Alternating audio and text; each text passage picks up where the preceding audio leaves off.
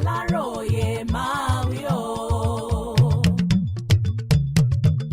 ọkùnrin tó pe ara ẹ̀ ní ọmọ Ọọ̀ni Ògúnwùsì tún ti sọ nǹkan míì o. ọmọkùnrin tó ń ṣe fọ́nrán fídíò sórí ẹ̀rọ ayélujára èyí tó ń jà ràìnràìn nílẹ̀ báyìí níbi tó ti sọ pé ọmọ Ọọ̀ni Ifẹ̀ ọba Adéyẹyè Ẹniìtàn Ògúnwùsì lòun tún ti ṣe fídíò mìíràn jáde báyìí. nínú fídíò àkọ́kọ́ tó ṣe ló ti sọ pé ṣe ni Ọọ̀ni gbé òun àti màmá òun pamọ́ síbì kan pẹ̀lú ìkìlọ̀ pé àsìkò kò tíì tó fún òun láti yọjú sáàfin tí Ọọ̀ni sì ń fún òun ní gbogbo nǹkan tóun nílò.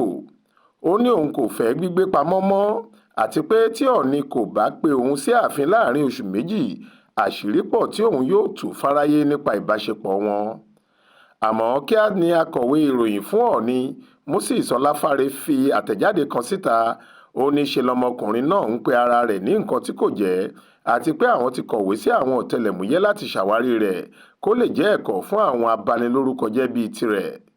Ọláfáre ní gbogbo ọmọ márààrún tí Ọọ̀ni Ògúnwùsì ní báyìí ní gbogbo àwọn aráàlú mọ̀, kò sì sí ẹni tó dá èyí tó ṣẹ̀ṣẹ̀ jáde yìí mọ̀ nínú mọ̀lẹ́bí Ògúnwùsì àti ilé ọlọ́mọ ọba Gíẹ̀sì nílé Ifẹ̀. eléyìí ni ọkùnrin yìí rí tó fi pohùndà.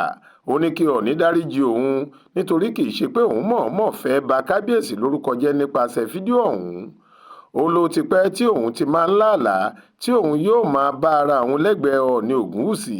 ìdí nìyẹn tí òun fi rò pé okùnfà kan ṣeé ṣe kó wà láàrin àwọn méjèèjì.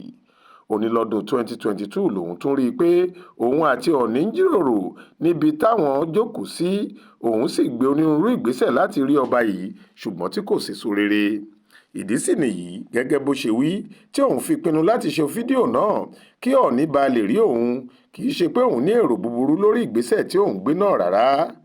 ó ní kí ẹnikẹ́ni má ṣe lo fídíò náà láti ba orúkọ Ọọ̀ni jẹ́ kí kábíyèsí sì rí òun gẹ́gẹ́ bí ọmọ rẹ̀.